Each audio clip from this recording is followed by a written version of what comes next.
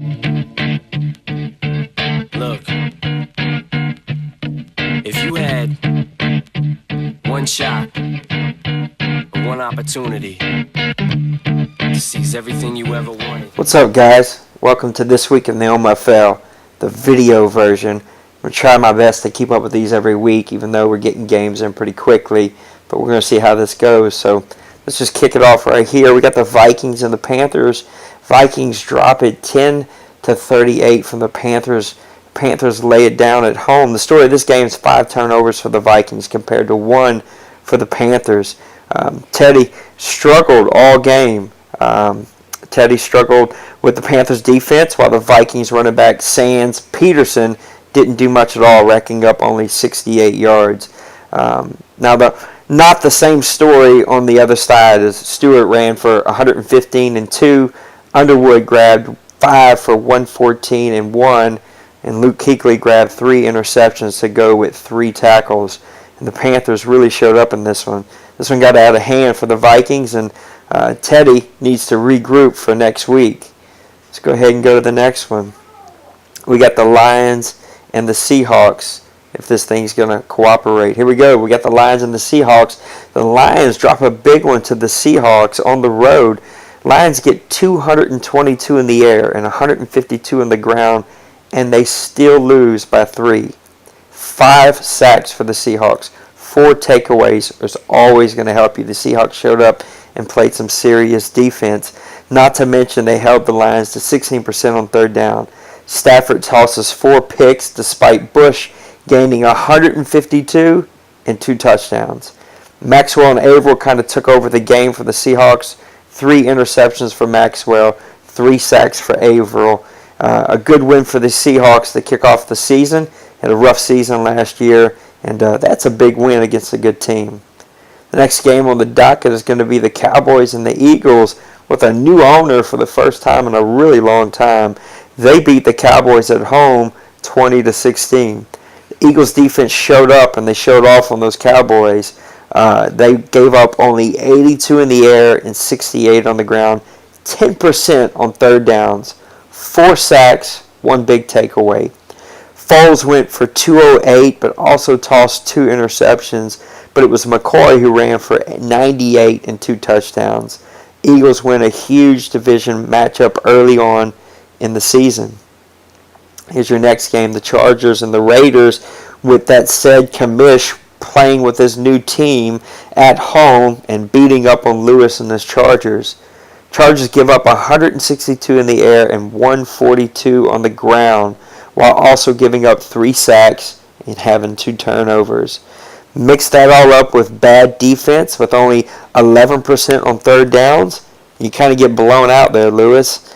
Peyton struggled with his new team, going for less than 50% and 2 interceptions. McFadden ran for 114 on 24 carries to lead the Raiders' way. One bright spot for the Chargers was Butler, who had 10 tackles, but that could also be a bad thing because it means that the Raiders are running all over the place. Raiders with a big win with their first game with their new owner. Next one on the docket is the Packers and the Cardinals. I'm not going to talk a whole lot about this because I have a highlight reel for you guys to check out. But the Packers and the Cardinals highlights can be seen on OMFL TV. Cardinals get a big win, close win at home after being led by rookie quarterback Welch. 3 turnovers done the Packers in on the road. Just can't turn the ball over. Check out our highlights. See what you think about that. Next game is the Bills and the Giants. And the Bills get a 3-point win at home against the Giants. Both teams play pretty well and very similar to each other. But the 1 turnover from the G-men seemed to have hurt them. Brock Osweiler with a huge game, 4 touchdowns, while Rivers on the other side gets 2 of his own. Both quarterbacks checking it out, playing it good with their new team. And Mario Williams, the former first-round number 1 draft pick, gets 2 sacks as the Bills win a close one at home. This would have been a fun game that hopefully was recorded. That'd be a good one to go back and watch. Next game is going to be the Bengals and the Steelers, and the Bengals losing a close one at home. The Steelers grab a 3-point win And honestly, they both seem to have some serious quarterback issues. Both teams benched their starters to go with rookie quarterbacks, and both rookie quarterbacks actually came in and played well. The Bengals keep things close with 3 takeaways and only allowing 164 total yards in offense. Both teams swapped quarterbacks during the game, and both turned to the rookie quarterbacks, both rookie quarterbacks that I wanted to pick up, and both of them get the job done. Both veteran quarterbacks went for 2 for 15, and A.J. Green shows why he's a Pro Bowler with 6 grabs for 165 yards and 3, count them, 1, 2, 3 touchdowns. The Steelers win an early divisional game by a field goal. All right, next game on the docket is going to be the Titans and the Jets. The Jets getting a big win at home over the Titans behind a great defense that only allowed 178 total yards and 2 takeaways. I don't know who led Husan back, but it looks like his team's back. His old team is back to playing some really good defense. Geno managed the game pretty well. And the 3-headed lawyer attack of Johnson, Ivory, and Smith get 115 yards rushing and 2 touchdowns. Not a whole lot to brag about on the Titans side. David Harris did get 2 interceptions to lead the Jets defense over the Titans. This game doesn't have a whole lot to talk about. Sam Bradford threw 2 interceptions, and the Titans are trying to figure out who their quarterback is. Next game is going to be the Ravens and the Chiefs, and Jeremy and his Chiefs flexing their muscles and getting a huge win over the Ravens, despite the Ravens getting 5 sacks and 2 takeaways. Chiefs get a pretty balanced attack, included 177 yards rushing and a great defense with 6 takeaways. Yes, count them, 1, 2, 3, 4, 5, 6 takeaways and 2 sacks. Beasley, the rookie free agent pickup for the Ravens, struggled in this one, tossing 4 interceptions. And Jeremy and his Chiefs defense kind of showed the rookie what's up, that the OMFL is legit, and to pick up a free agent quarterback is not going to work.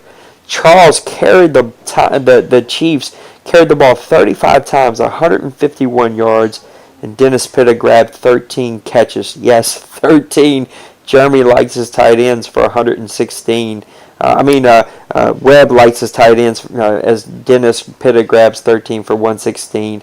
And looked to be the only weapon for the Ravens. But the Chiefs showed up big, get a big, huge win at home to start out their season.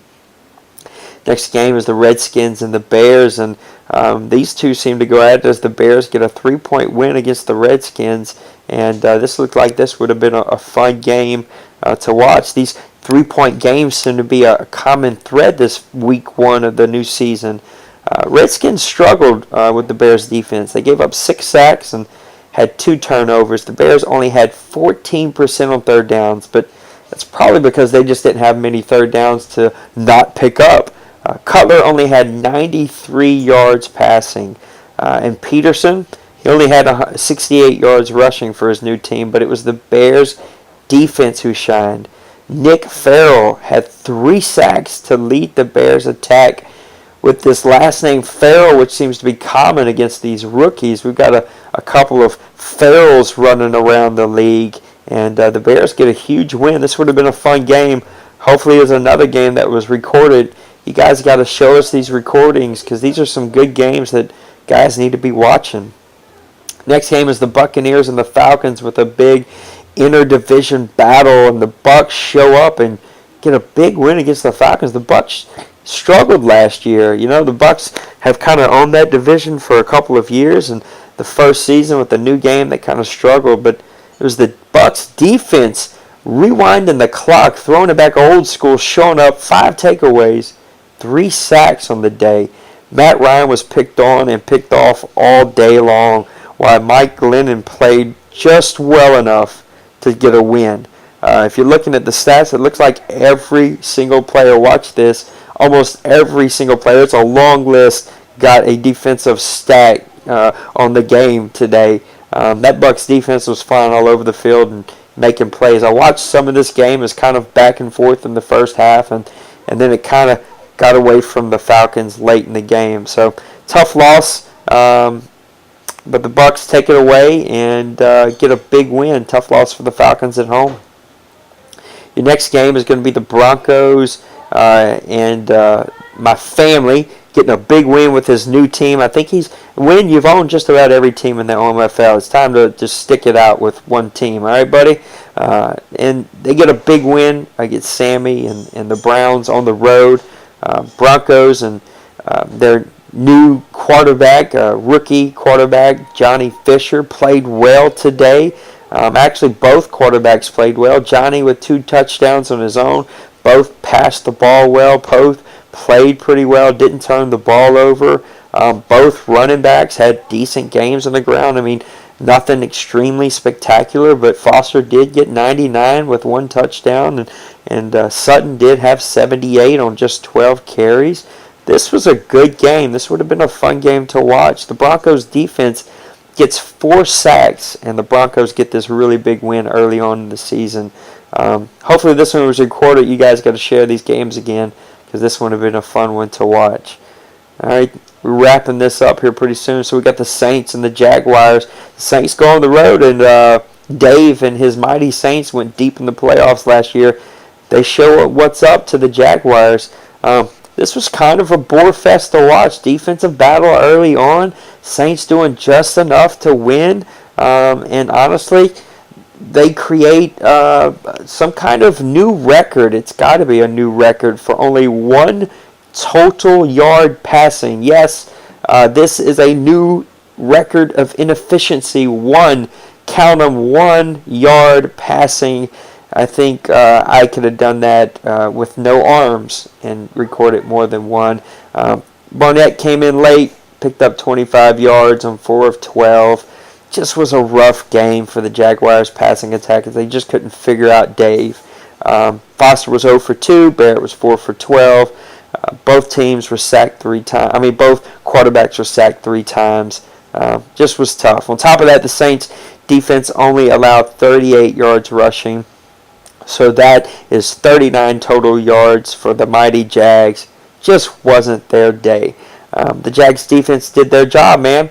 Jags defense kept it close, 3 takeaways, but a lack of 39, 38 total yards on offense. You're just not going to win many games doing that. But if he can figure out the offense, which he usually does, this will be a fun team to watch as he's really building a young team that played some really good defense against Dave and his Saints. Darren Sproles played well. Mark Ingram played well. It was a really balanced attack. It was kind of a boring game to watch, but a big win for Dave. All right, your next game is going to be your Colts whipping up on Mustang and his Dolphins, and I command someone to go out there and find out what happened to Mustang, because he has not only disappeared from our chats, but he has disappeared from our playoffs and our scoreboards, and we need the old Mustang back. So Colts go on the road and hang a 40-burger on the Dolphins, 45 to be exact. 273 yards passing, 133 yards rushing, plus 7 takeaways. That is not good, my friend. Ryan Tannehill, you threw 5 of them. You need to stop. Bradshaw would rush for 126 with 2. Luck for 281 and 2. Tannehill would pass for 363 and 3, but 5 interceptions are going to do you in every time. Mike Wallace giving the Dolphin fans something to smile about, grabbing 8 catches for 225 and 1. And it was Darius Butler for the Colts who had grabbed 3 interceptions, 3 of the 5 from Tannehill to lead the Dolphins. This was a snooze fest, and hopefully Mustang won't work so much. He can come back and start being the old Mustang pretty soon, but a big win for the Colts. Your next game is going to be a huge battle. I'm not 100% sure this game was really played. I know Gaddy had some stuff going on, but this looked to be a great game as the 49ers go on the road and sneak out of St. Louis with a big 3-point win. Kaepernick would have a huge day, 368 yards, while Rodgers would rush for 94 on 30. I mean, Jacquez Rogers, who thought he could rush for 94 yards on 30 carries and 2 touchdowns.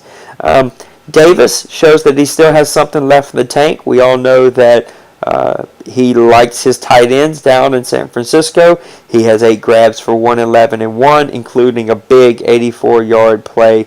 It's a tough matchup between two great owners who know each other and just know how each other play. And this was going to be a great game. I wish it was recorded. It'd be a fun game to go back and watch. Big win for the 49ers, who are trying to take back this division and show that they can actually do something in the playoffs.